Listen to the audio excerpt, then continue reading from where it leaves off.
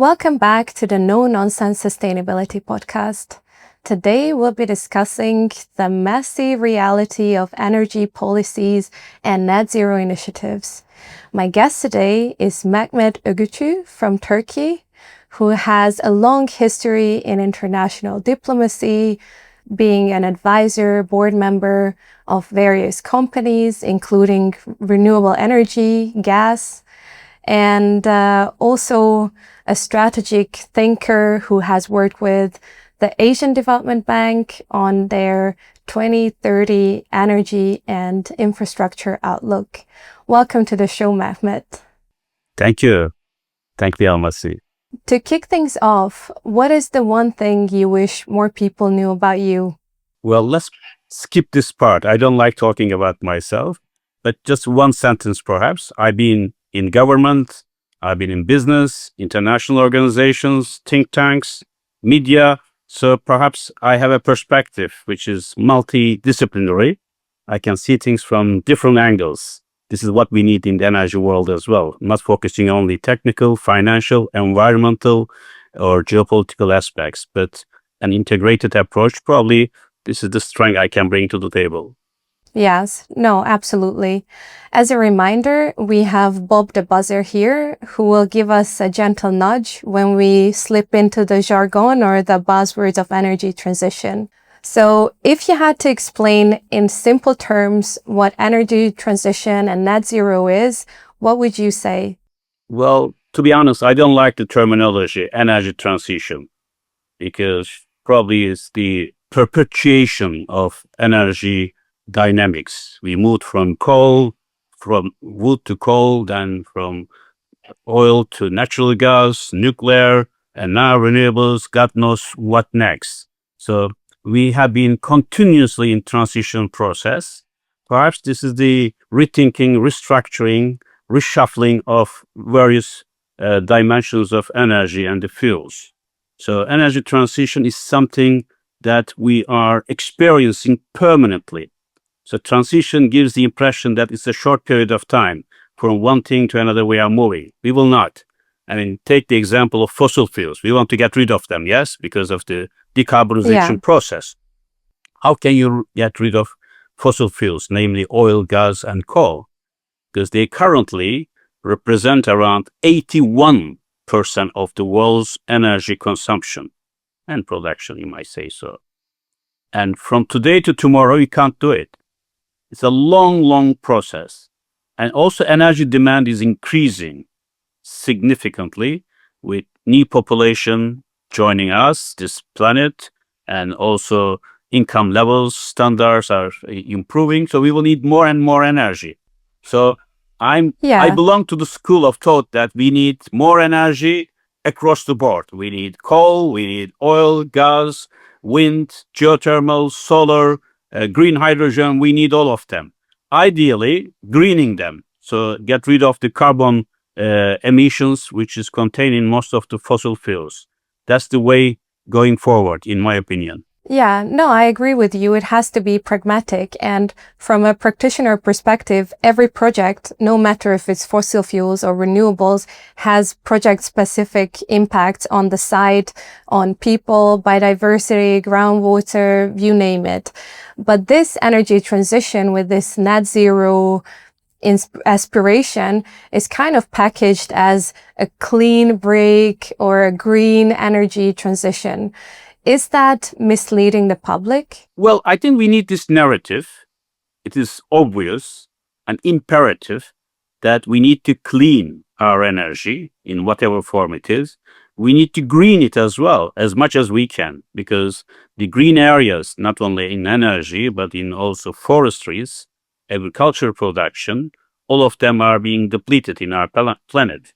So more focus we give to green and clean, better, of course. But in reality, I think there is also a greenwash that we have been talking about, because, I mean, it's not green when you talk about the solar and wind or geothermal, because they have huge implications for environment, for health, and other matters. But they are less, perhaps, harmful than others. So therefore, they have lower carbon content compared to perhaps other fuels that we have been using. So we have to make this distinction. We cannot just, brush aside all the energy that we've been using, terming them as dirty, carbon intensive. We need to get rid of them. I think the new generation, especially Z generation, is inclined to think that way. Yeah.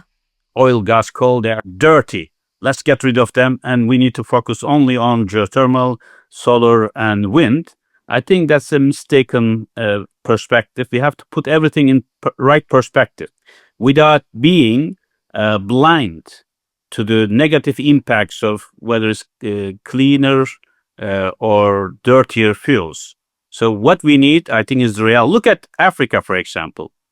And Africa's role in global emissions, carbon emissions, is only 3%, 3.5% perhaps. Yes. Still, we ban on the heads of the Africans, clean your energy, don't use coal, don't use oil and gas. I know. Almost 600 million people in Africa do not have access to commercial energy, let alone wind or solar or coal, oil or gas. So they need energy to mobilize themselves to sustain their lives. Yeah, exactly. And even such a small percentage that we are making a big case out of it. Yeah, and I think a lot of these financial institutions who are on the market of development finance, they introduce policies that does not allow the financing of fossil fuels anymore.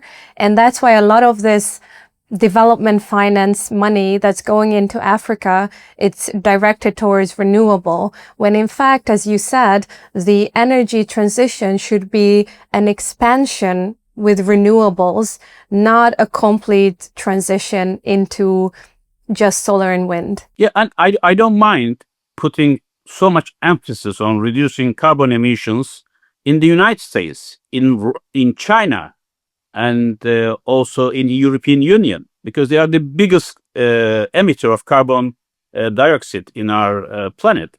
Whereas in Latin America, Africa, Middle East, and Southeast Asia, except perhaps India, these are negligible amounts. So we have to differentiate it. Then also we shouldn't use green as a political weapon in our hands or commercial instrument, as EU is trying to do now with the Green Deal. Okay, you can apply Green Deal in your own union, 27 countries, but then you have this carbon tax, and also on the border, when you bring your products and services produced, let's say, in Morocco, Brazil, Turkey, India, wherever, and then you also force them to apply your own standards. And so using a green deal as an instrument to bring other countries into line with what you want to achieve in your own 27 countries. Yes, exactly. Can energy ever be apolitical? Oh, no way. No way. Energy and geopolitics are always treated together. They cannot be treated in isolation from one another. We have seen this throughout the history. I don't need to say about it. Most of the wars actually in the past were related on sharing energy resources or controlling energy resources. I think the same will hold true in the future for critical minerals like, lithium, cobalt, and nickel, and also rare earth elements, which are intensively used in renewable energy, electrical vehicles, and space and ocean technologies. And so natural resources will always be in scarce quantity. Therefore, countries will be vying for influence or control of these resources. That means, in the past, wars. But in today's world, I don't think that it's going to be only hot wars, but we will have different types of wars, and not limited only also energy or critical minerals or rare earth elements, but also for food supply and water supplies, which will be in greater danger of falling short of the demand. And then there will be confrontations for making sure that there is food security, energy security, and water security in the future. Yes, exactly. And I think on the social dimensions, the governance in Africa and some other Southeast Asia over who owns the natural resources or who has access and who can benefit, whether financially or otherwise, from the ownership of these assets that link to energy generation or just natural resources, has been a topic of discussion in my line of work as well. Because often what happens is you have the foreigners, they own the asset, and they employ the locals in line with the often very weak local labor laws without any sort of commitment to employ or to improve their working conditions and implement global standards. Definitely. And in this regard, actually, also the game has changed. The rules of the game changing. Also, the players are changing. Who is controlling cobalt now in the Democratic Republic of Congo? And who has the upper hand in world's LNG? It used to be Qatar and Australia afterwards. Now the US and Russia will become major players in LNG. So the players are changing. The same goes with oil. Saudi Arabia and Russia, yes, true. But what about US? Nobody knows that. US is the #1 producer of crude oil in the world and set to become the same in natural gas. China is the biggest consumer and the biggest consumer of not only coal, oil, and gas, but also for nuclear related and LNG as well. And so the game has changed. Therefore, we have to understand this new dynamics coming into our lives. And energy producers should also carefully align themselves with the new players who are going to produce more and who is going to demand more in the future. So this is not the same picture that we had 20 years ago. And it's going to be in constant changing. And this is going to create frictions. Look at Russia. Yeah. I mean, one of the reasons why the war is still ongoing in Ukraine is, and both Russia and the Western countries opposing it are using energy as an instrument of political power. So Russia has been now totally excluded from oil, gas, and coal trading with the European Union. There are still some LNG pockets and small pipeline gas supply, but I think by 2026, and it will be totally phased out. And that's also one way of perhaps depriving Russia of the revenues coming from hydrocarbon exports that is financing war in Ukraine and elsewhere in the future, perhaps. US is also using heavily its own energy resources. Look at the countries which are under heavy US sanctions, like Venezuela, Iran, Libya, and Iran and others. They are all biggest holders of oil or gas reserves, and now they are being pushed out of the international market so that European and US firms could have the upper hand. Yes, exactly. And if we translate it into the real life of people in Europe, the war between Ukraine and Russia also led to energy shortages, price hikes. Does that mean that the energy policy that the European countries have been implementing is not working without reliance on Russia? I think that's a very good point. I think we are paying the price of geopolitics played by Western powers. Literally. Literally, because as you said, I mean, after the getting rid of the Russian gas, for example, in the European Union markets, which was much cheaper pipeline gas than the LNG brought in, and the prices now in the EU markets is almost energy prices 4 or 5 times higher than in the US itself. So it created a decline of competitiveness, not vis-a-vis US, but also vis-a-vis China and other major producers.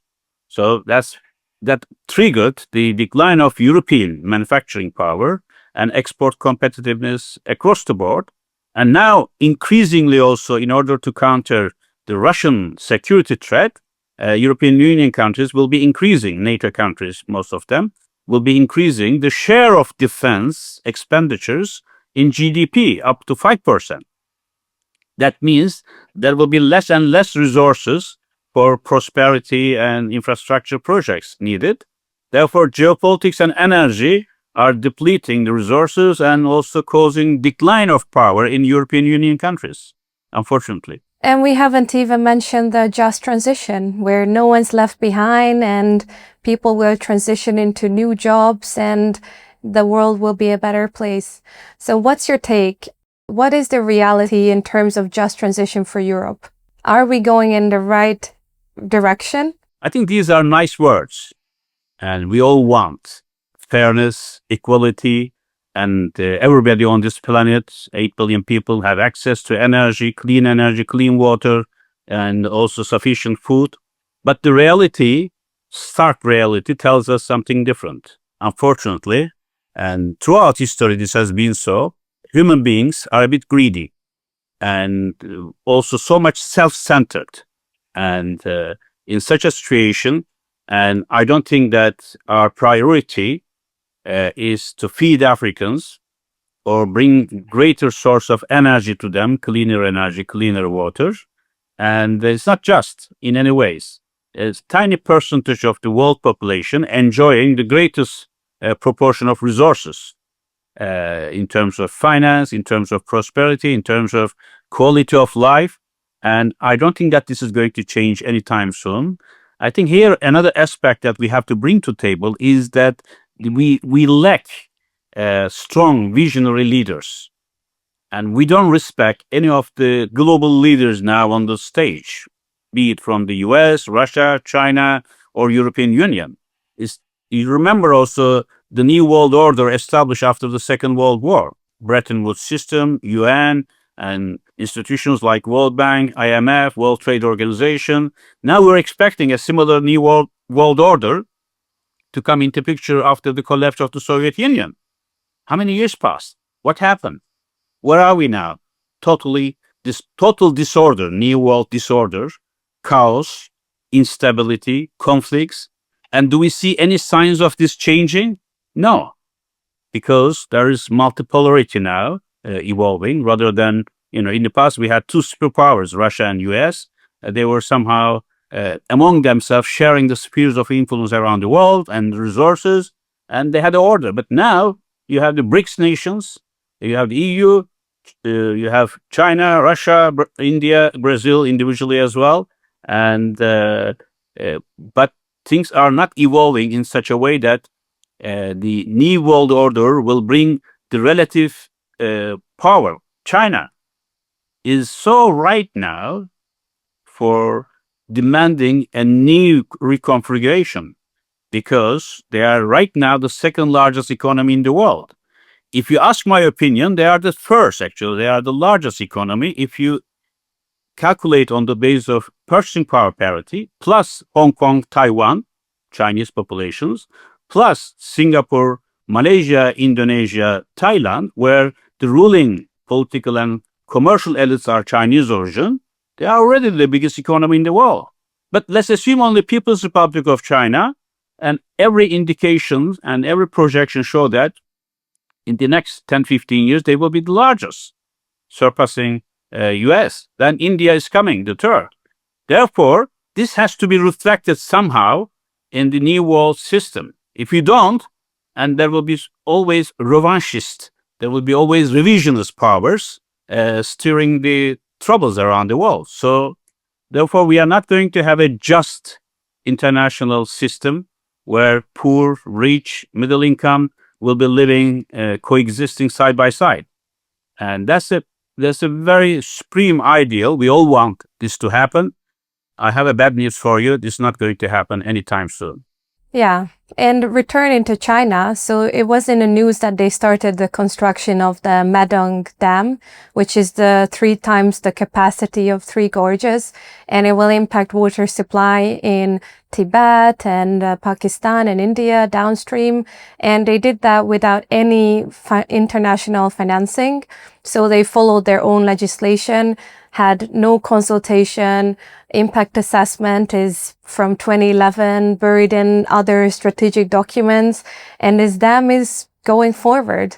I've worked on a lot of these projects that were green and renewable, and especially hydropower has always been particularly problematic from the social perspective, like the land take, people need to move, creating reservoirs, what's the environmental flow, will the ecosystem change downstream because of these dams or because of this one dam, and how to go about it. And for me, what's particularly troubling in this instance is the lack of international coordination.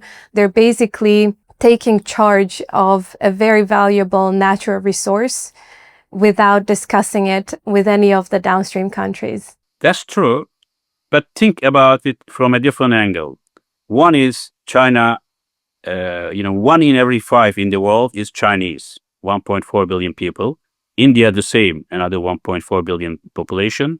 And this population needs food, energy, and water. And energy is in short supply always. China is the biggest user of coal power, as you know. It's a huge drain on world's climate change agenda. And therefore, we're encouraging Chinese to use more climate-friendly energy fuels so that it will contribute to global climate change efforts. And I visited, because I work in China as a diplomat, and I visited also Three Gorges Dam when I was working for International Energy Agency. And we were then against it because it changed the environment, population being dispersed and redeployed in other parts, plus historical heritage has been under the water then. As a result, I visited these villages and they built it. And because the argument was, we need this energy. Energy for us more important than the historical heritage and environmental degradation. And now they are doing the same thing with the other dam that you mentioned, so many times bigger than Three Gorges Dam. I witnessed the same thing in Turkey, in my own country, build a dam, and for this dam, they had to also collect waters from all the rivers flowing into it, and it destroyed a 3,000-year-old historical heritage there and buried under the water. Some of them have been re-transferred somewhere else, but it doesn't work that way. The climate also changed, and in this area. And I think we are going to see more and more of that. So the discussion is energy versus historical heritage, environment, security, and which one are you going to pick up? My choice is quite clear, but the decision makers, of course, if they are coming to power with the popular will through the elections, or like in China, they are installed there by the Communist Party, and now they don't. Xi Jinping doesn't even have any constitutional limit to his term; it's lifetime almost. Then how are you going to impact that? And they don't need also international finance, and they don't want to have any external interventions. This is seen as a intervention in the domestic affairs. And so this is a very complex situation, unfortunately. And I don't think that since countries will be so much focusing on their own national interests, their own population and country, and global actions will not be very effective, unfortunately. And we are living, there is no border for climate change. I mean, now I'm in Turkey, in my country house, in Çeşme, across the Greek islands of Chios, and the heat is incredible. We've never seen that in the past, even in this season. The same, I was in, a couple of weeks ago in London. The heat and the warming were unparalleled. And I hear the same stories from elsewhere. And it's not going to change. It's going to be worse and worse in the future. And this is also compelling us to act together. However, it's not happening. And it's not going to happen. There is no strong leadership. There is no enforcement mechanism that can bring countries into line, because whatever they do will be affecting us across the borders. The same with nuclear power plants. Exactly. So nuclear is often said as a savior for this green transition, especially the new generation 4, 5 small reactors where even the waste is minimized. And I've seen how the World Bank has taken steps to be able to fund some of that. And under the EU Green Deal, there's also some inclination to get back into funding nuclear. What's your take on that? Is it real that we will be using nuclear again? Well, right now, the share of nuclear in the world energy is around 10%. And there are hundreds of nuclear reactors around the world. China is leading the way, but you also have other major nuclear power constructors like Korea, Japan, US, France, Sweden, Canada. And but I don't believe in these white elephant big projects. in Turkey, we have the Rosatom-built nuclear plant in Mersin Akkuyu. The cost was initially $20 billion. Now, then they increased it to 25. Still, there's financing problems. I think it will end up probably around $30 billion. And it takes 15 years to build. And still, you have the nuclear safety issue and also waste management and human capital. There are so many issues related to it, but it's also very expensive compared to renewable energy. However, we need all types of energy in the world, nuclear included. I'm not against it. What I'm against is the huge waste and also nuclear safety, issues related to that, and the new technologies. There should be transparency and accountability very clearly, and strategic communication with the people afraid of it. I mean, in France, I saw nuclear power plants next to a graveyard, grape production or food production. So it is possible, perhaps. And SMRs, as you mentioned, are now seen as the new saver, because quickly you can build SMRs, small modular nuclear reactors. It is inexpensive.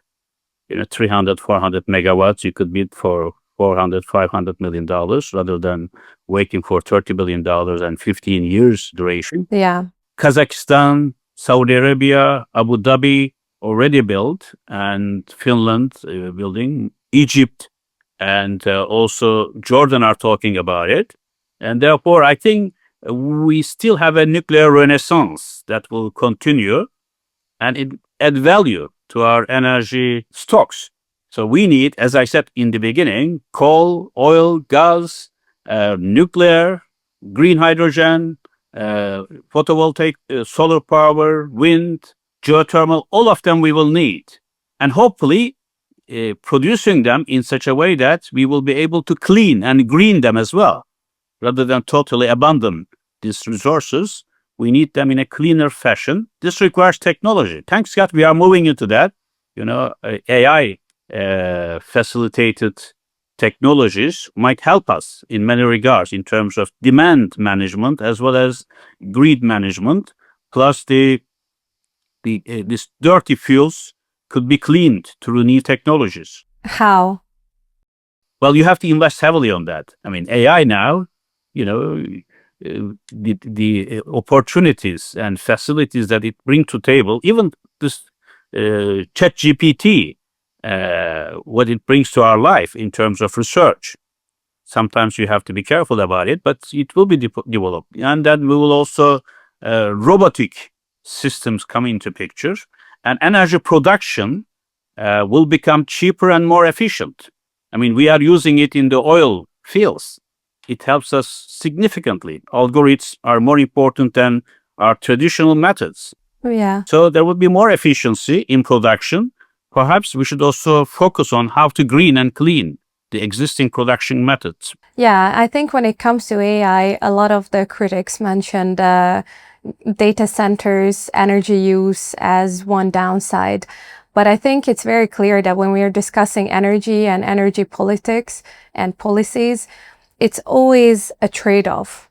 There's not one type of energy that's just beneficial without having any adverse impact, whether it's on the site or geopolitics or related to the strategy.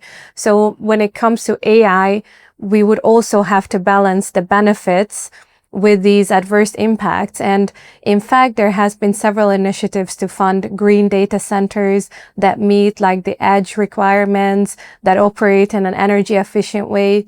And a lot of the biggest AI players invest heavily in renewables, specifically to power their data centers, right? Yeah.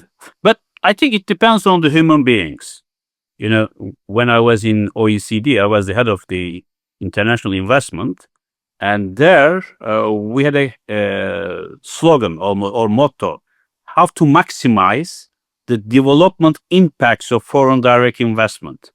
It depends on the policies, instruments at hand for the host governments, for the decision makers. If you let the foreign investor enter your country freely, do whatever they like, you won't get the development benefits at all.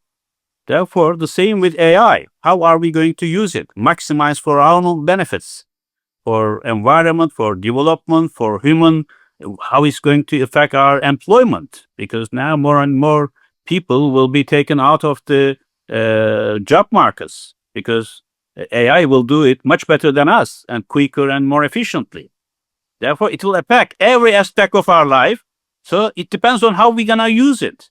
Do we have this conscience? Do we have these policies already crafted, foreseeing what might happen in the next 10 years, 20 years, and 30 years? A futuristic vision and projection is very important, like we do in energy, because in the IEA, we used to have these projections to 2030 when I used to work, then 40 and 50 now.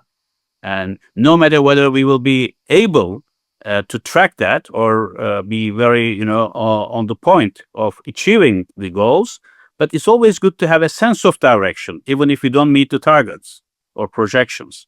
Have a sense of direction where we are going, try to influence, try to shape what the course of action and history will look like down the road in 30 years. Yeah, exactly. We may not live then. We may not be in this world, perhaps, for our children and our grandchildren. Yeah, but then it comes back to your example on OECD, like what gets funded and how. And that's usually decided in the headquarters in these developed countries based on people's ideas, research papers, studies, country-specific statistics. But with this ESG and green push, there was such a bias towards renewables that over the past 5-7 years, almost all of my energy projects were solar or wind, not even hydro. True. And I think I like the motto as well, follow the money. So wherever money is flowing, that's the reality. And all the policymakers also change their directions. I mean, if you look at the global energy investments, worldwide, and 2/3 of them are moving to the renewables, efficiency and other technologies, while fossil fuels are left behind. Now with Trump, perhaps this is going to change a bit because his strategy, global energy dominance by the US, is based on drill, baby, drill. And therefore, I think funds will be available now for fossil fuel investment. Otherwise, down the road in 3 years, we are going to have a very serious supply crunch for oil. There will be less oil, less gas produced if there is no money flowing there for new investment. We have to expand it. We are now producing around 100 million barrels per day of oil. But if we don't increase it to, let's say, 120 in the next 15 years, and I think with the current trend in demand structure, especially for the transportation sector, no matter whether electrical cars will be widely available, we will have serious problems because oil is not used only in transportation, but also petrochemicals and other areas. And therefore, I think the investments should also be wisely distributed across the board, not leaving it only to the financiers or the international organizations favoring one over other. And you may remember that IEA, for example, where I used to work, and at some point they said, there should be no investment in the fossil fuels, focus on renewables. This was a political signal they received probably from the EU countries. And now the US new president, Trump, of course, is more fossil fuel guy, supported by the US multinationals as well, IOCs. And he changed the policy. And I saw also clearly that IEA also has changed its language. And now giving more and more emphasis also to or in a balanced way, to the fossil fuels as well. Or the nuclear lobby or anti-nuclear lobby, caused Germany to phase out all these nuclear power plants. Now, under the current circumstances, they need energy as much as possible and as affordable as possible for maintaining competitiveness. I think the new government, CDU-led government in Germany, I think they regret that they let the nuclear power off their hands. Perhaps they are going to build new nuclear power plants in order to continue to have their competitiveness and supply as required in the country. Therefore, I think sometimes the political leadership makes decisions, hasty decisions, based on the current circumstances. Yeah. Whereas the leaders should think about the long term and the future with different options in their hands. So how do we future-proof our energy strategy? Well, I think that's a difficult question. And I can assure you that there is not going to be a global response to the current energy crisis. Yes, OPEC will try to influence the market share and the price of OPEC Plus, I should say. US will have its own global energy dominance strategy. Russia is an energy superpower, irrespective of its political military actions. And I think domestically, every country should rely on their competitive strengths. In some countries, renewable energy is the only way forward. Turkey also, Turkey imports 98% of its natural gas and 92% of its oil. Therefore, if we reduce the dependence on fossil fuels, this is going to be a wonderful thing. And Turkey is a country where you have huge opportunities for solar and wind. This is happening already. And also in power generation, right now, I think Turkey has around 58% in installed capacity renewables. That's good. In Africa, yes, rely on what you can do rather than following the dictates or blueprints coming from other major capitals. And in terms of climate change, I think this is where global action is inevitable. But it's not happening. We had meetings of COP one after another. What's the result? A lot of statements, commitments. It's minuscule. It is so insignificant compared to what we need to do.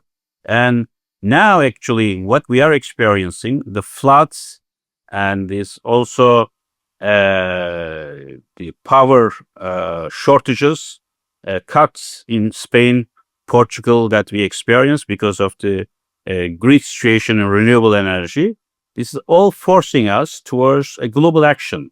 And EU is trying to do it. So we shouldn't, of course, criticize EU all the time.